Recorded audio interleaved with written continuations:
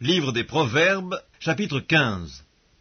Une réponse douce calme la fureur, mais une parole dure excite la colère. La langue des sages rend la science aimable, et la bouche des insensés répand la folie. Les yeux de l'Éternel sont en tout lieu, observant les méchants et les bons. La langue douce est un arbre de vie, mais la langue perverse brise l'âme. L'insensé dédaigne l'instruction de son père, mais celui qui a égard à la réprimande agit avec prudence.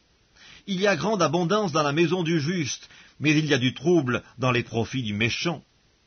Les lèvres des sages répandent la science, mais le cœur des insensés n'est pas droit. Le sacrifice des méchants est en horreur à l'Éternel, mais la prière des hommes droits lui est agréable. La voix du méchant est en horreur à l'Éternel, mais il aime celui qui poursuit la justice. Une correction sévère menace celui qui abandonne le sentier, celui qui a de la haine pour la réprimande mourra. Le séjour des morts et l'abîme sont devant l'Éternel, combien plus les cœurs des fils de l'homme. Le moqueur n'aime pas qu'on le reprenne, il ne va point vers les sages. Un cœur joyeux rend le visage serein, mais quand le cœur est triste, l'esprit est abattu. Un cœur intelligent cherche la science, mais la bouche des insensés se plaît à la folie.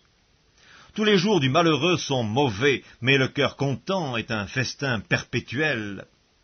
Mieux vaut peu avec la crainte de l'Éternel qu'un grand trésor avec le trouble. Mieux vaut de l'herbe pour nourriture là où règne l'amour qu'un bœuf engraissé si la haine est là.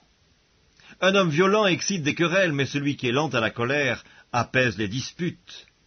Le chemin du paresseux est comme une haie d'épines, mais le sentier des hommes droits est aplani. Un fils sage fait la joie de son père, et un homme insensé méprise sa mère. La folie est une joie pour celui qui est dépourvu de sens, mais un homme intelligent va le droit chemin. Les projets échouent faute d'une assemblée qui délibère, mais ils réussissent quand il y a de nombreux conseillers. On éprouve de la joie à donner une réponse de sa bouche, et combien est agréable une parole dite à propos.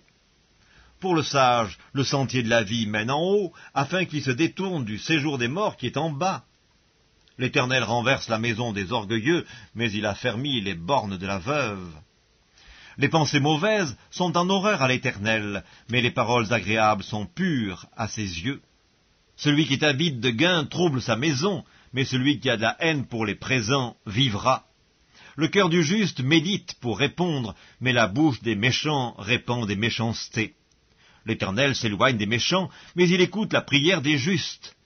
Ce qui plaît aux yeux réjouit le cœur, une bonne nouvelle fortifie les membres.